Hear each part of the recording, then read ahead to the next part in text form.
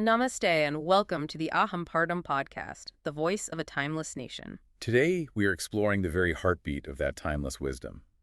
We're delving into the stories, the insights that have echoed through millennia. We're not just looking at ancient traditions, but also at modern reflections. It's a living continuum, isn't it? A way of understanding heritage, culture, and the spirit of Bharat.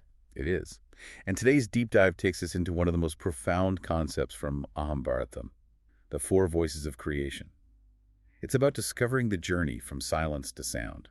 And what I find so captivating about this is how it challenges everything we think we know about action and communication. We live in a world that values noise, that values doing. Exactly, the Vaikhari world, the world of expressed sound. Right.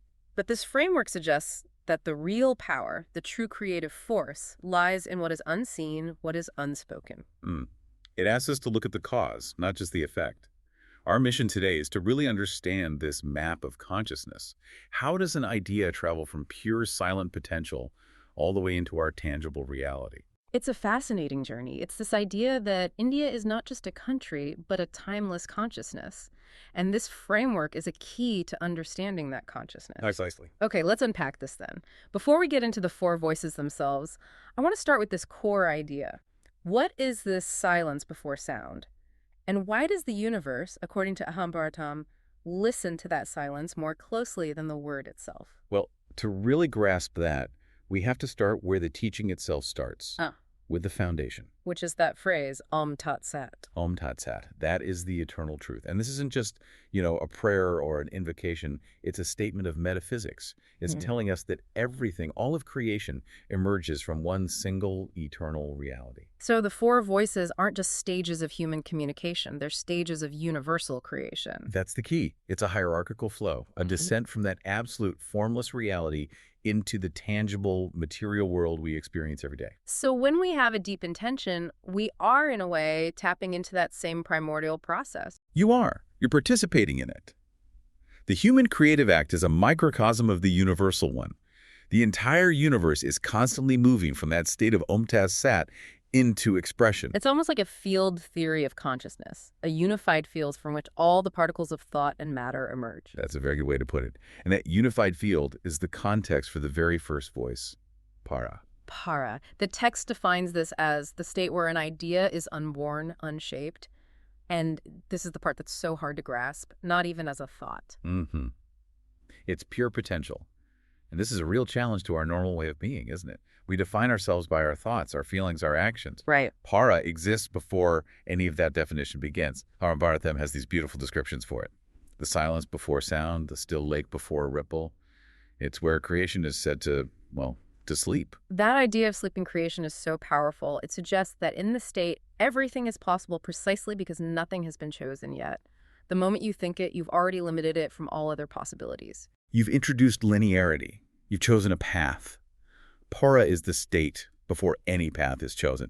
It's the point of infinite choice. So if you think of it like a cloud of data with every possible outcome. Yes. Para is the entire unaccessed cloud. The moment you click to download one specific file, you're moving out of para. You're moving into the next stage. And this is why Aham Bharatham says that para holds the greatest power. Because it's closest to the source, to Om Tat Sat. Exactly. It's unfiltered potential. It's pure energy.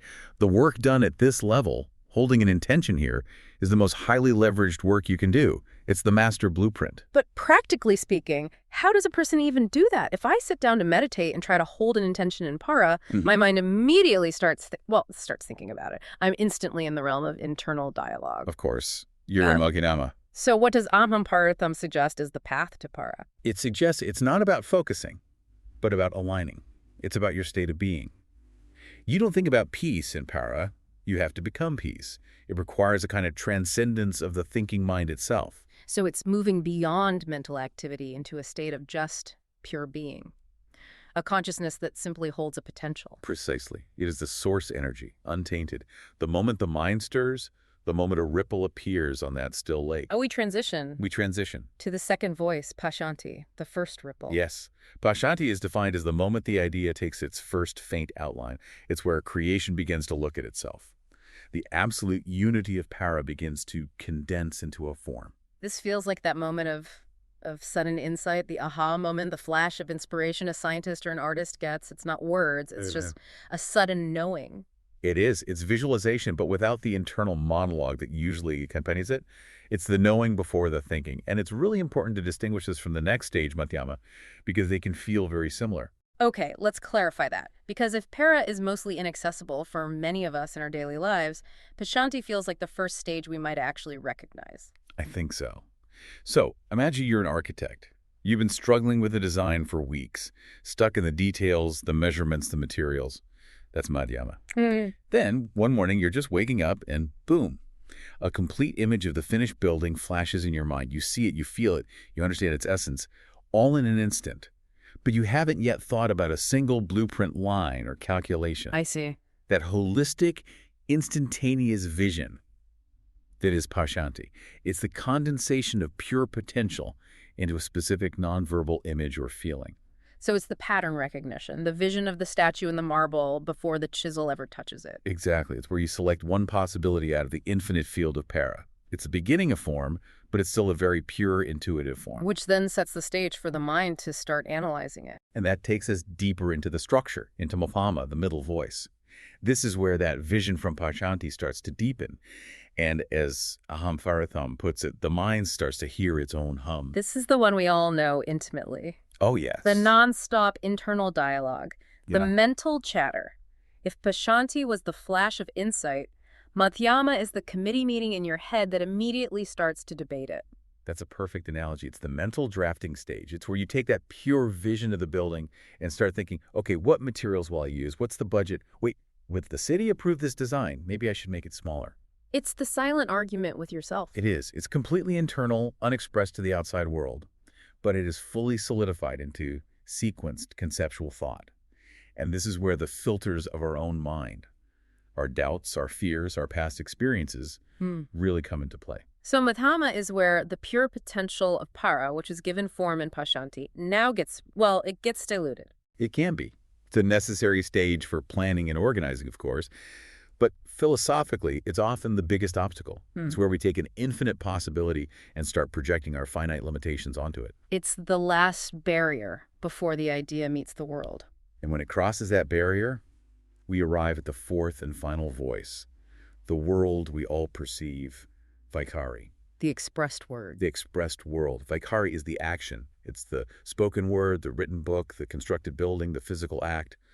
The potential energy of para has now become fully kinetic. And this is where impact happens, where, as the text says, the word begins to move matter itself. It's an active force. And Aham Bharatham gives a very direct example of this. It says, even you, listening to these words now, have already changed. This moment, this single vibration, has woven itself into the tapestry of your life. That really grounds it, doesn't it? It's not just an abstract idea. The Vaikhari of our conversation right now is creating a measurable shift in anyone listening. Their knowledge changes, their brain chemistry changes, their reality is subtly altered. It is. It shows the power of this final stage. But, and this is the whole point, the quality and impact of that Vaikhari is completely dependent on the quality of the stages that came before it. And that brings us to the core assertion, the radical idea that the real power isn't here, in the Vaikhari world of sound and action, but all the way back at the beginning, in the silence. That's where we have to dig in. Why is the silence superior to the sound? Right. Let's really get into that. This is the part of the Aham Bharatham philosophy that I think is so, well, so provocative. The idea that the silent state, tara, holds the ultimate power. It's the core thesis, really. It says that what lives in para, the unspoken, the unborn, is most powerful because it's closest to that source, to Om Tat Sat. Great. It's creation without the effort. Okay, but let's be practical for a moment. If I want to, say, build a school, I have to make phone calls, raise money, hire builders. Those are all Vaikhari actions. The framework isn't suggesting I can just hold the intention in para and a school will appear, is it? That sounds incredibly passive. And that is the natural, logical question to ask. The framework addresses this by differentiating between, let's say, influence and creation. Okay. Vaikhari, your phone calls and meetings, is necessary to influence the people and matter that already exist within this shared reality. But para is about creating the very conditions of that reality itself. So para sets the universal weather, and Vaikhari is how you sail your boat in that weather. That's a beautiful way to put it. Aham Bharatham suggests that One who can hold a pure intention in para, without thought, without word, can actually bend the universe itself.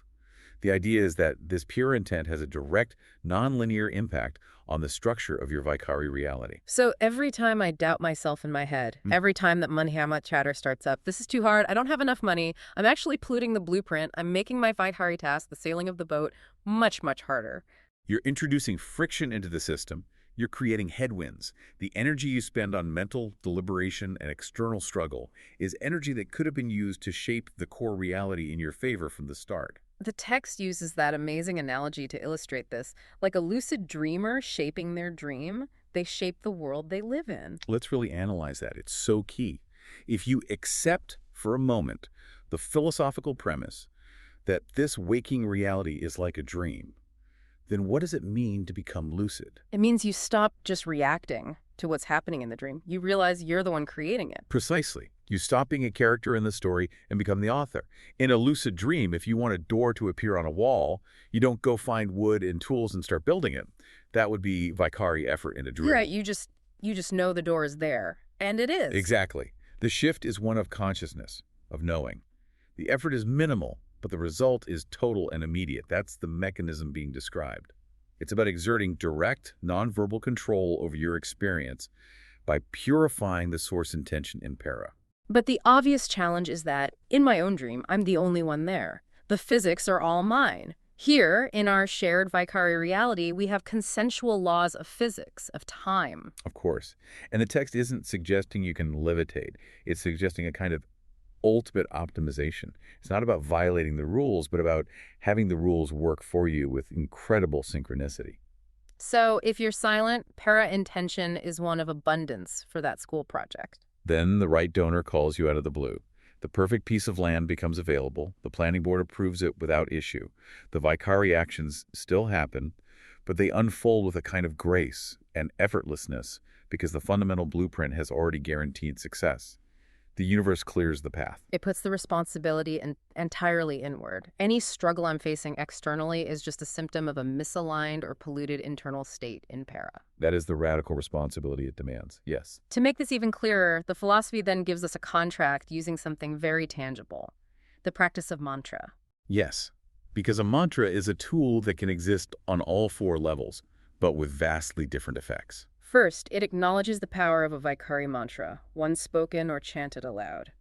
And that power is real. It calms the nervous system, it can soothe the heart. It's sound therapy. It's a tangible, measurable benefit.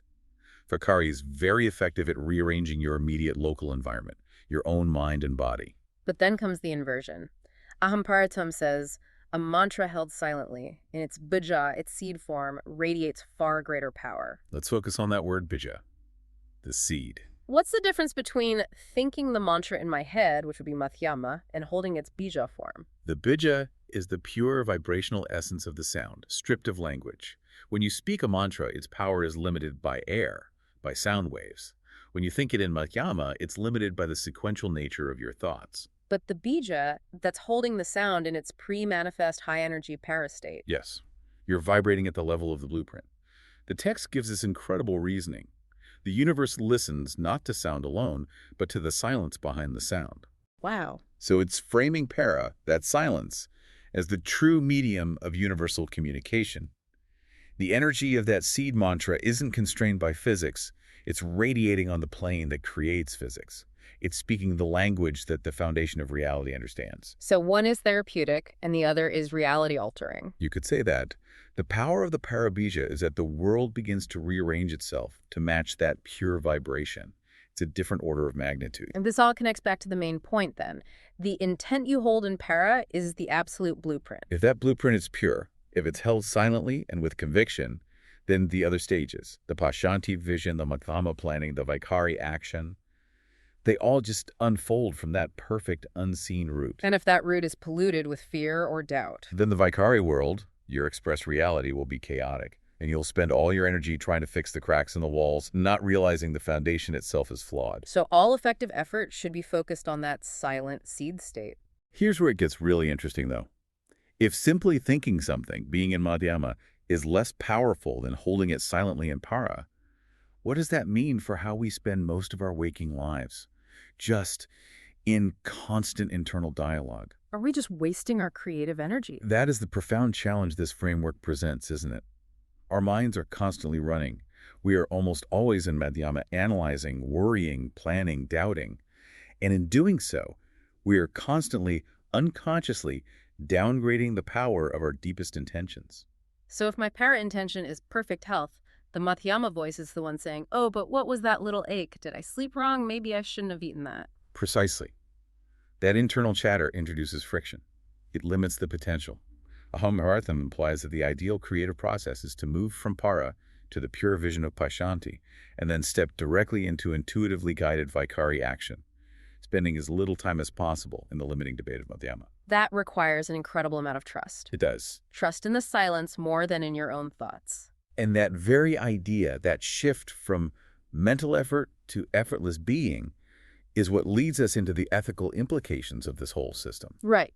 Because if our silent intentions are truly this powerful, then we have an immense responsibility for what we hold in that silence. This isn't just a creative roadmap, it's a moral one. It connects metaphysics directly to morality. The abstract becomes intensely personal. If the world is an echo of your inner state, then cultivating a positive inner state isn't just self-help. It's the most effective way to create a better world. And the framework gives us a very clear hierarchy of goodness, a scale that moves from the outside in. Let's walk through that scale. It starts at the most visible layer, Vaikhari. To speak goodness is noble. And it is noble. It's Yeah. necessary. It sets a standard in society. Absolutely. But then we move inward. To imagine goodness is higher. This is Pashyanti. To truly hold the vision of a peaceful world, not just talk about it. So a leader who talks about peace but is cynical inside is less powerful than one who genuinely envisions it. According to this, yes. Then, deeper still, into Madhyama. To think goodness constantly is divine. This is about mastering that internal chatter. To sustain a positive internal dialogue requires immense discipline. It's divine work. But the very top, the final stage, is para. Yes. But to become that goodness, to hold it quietly in your consciousness, is creation itself. Wow. Being overdoing. That is the ultimate conclusion. The highest act isn't what you say or even what you think. It's what you are in your silent depths. To embody goodness in para means your very presence becomes a creative force for good in the world, effortlessly. It's a tough lesson, really. It means no amount of noble Vaikhari action can fully compensate for a flawed para state. True change has to start at the absolute root. And this then applies to the negative side of the equation as well. The text addresses all the things we suppress. It notes that wisdom traditions always tell us to release anger, to not bury our pain. And now we understand why, from a metaphysical perspective, suppression isn't a form of control. No. From the perspective of Aham Bharatham, it's incredibly dangerous, because what is suppressed echoes far beyond our knowing. So if you bury your anger, that anger doesn't disappear. It becomes part of your active, silent blueprint in para. Exactly. It's a live, corrupted file running in the background. And if the universe is listening to the silence, what happens when your silence is filled with that suppressed rage or grief? It creates a reality that reflects it. You end up creating external situations that trigger that same anger over and over so it can finally be seen. The body and mind act out the truth of the para state. It shows us that the effort required to suppress is far greater and far more destructive than the effort required to face and release. It redefines healing. Healing is purifying the source code of your reality. And on the flip side, we are urged to nurture love, gratitude, and compassion. Why? Because what we hold deeply in consciousness blooms into the world around us. This is the deliberate cultivation of a positive para state. It brings it all together. The universe is described as but the echo of our inner sound. If you want a world of grace, you must first cultivate an inner sound of grace. It shifts the focus away from trying to control the uncontrollable external world. The conclusion is just so perfectly concise. When the word in para is pure, the world in Vaikhari shines with grace. It's both a promise and a directive, isn't it? Master the silent, unborn intention, and the expressed physical world will reflect that purity naturally. The struggle dissolves. So the ultimate purpose of this whole framework, it's recognizing that self-mastery is world mastery. Indeed. Why spend all your energy fixing the Vaikhari echo when you can simply change the inner sound that creates it? What a journey. From the stillness of para to the noise of Vaikhari. I think the biggest takeaway from this deep dive into Aham Bharatham is that radical redefinition of power. It's not in the word, it's in the silence that precedes it. And for you, the listener, the message is that your internal state is the engine of your reality. Any effort you spend on external action is fundamentally secondary to the quality of your unseen, silent intention in para. So if you're trying to create change in your life, the first place to look is inward. It's an incredibly efficient model, but a difficult one to master. And that raises a practical question for everyone listening. Where should your real effort be focused this week? Maybe not on speaking louder or working harder in that Vaikhari sense. But on auditing your own silence? Yes, on purifying that inner intention. And it's crucial to remember the difference between deep thought and true silence. If you're sitting quietly but still generating language in your head, even positive affirmations, you are still in Madhyama. Right. Para is what's left when the hum stops. It's the experience of being the state, not thinking about it. A good way to notice it is to observe the background mood of your consciousness, that default emotional tone that's there under all your thoughts. That is often a reflection of your para state. So what does this all mean for you as you go about your day and you meet resistance or frustration? Maybe pause for a moment instead of just reacting. Ask yourself, what is the underlying silent blueprint I might be holding that is creating this friction? And reflect on the difference between the thoughts you actively choose in Madhyama and the deeper feelings and intentions you hold in para. And perhaps consider that the greatest, most powerful work you will ever do is the work that no one else can ever hear. A beautiful thought to end on. To find out more and to continue this journey with us, please follow and subscribe to Aham Bharatham for more updates. Remember that what we explore here is a timeless consciousness, a living wisdom. Until next time, namaste and Om Namah Shivaya.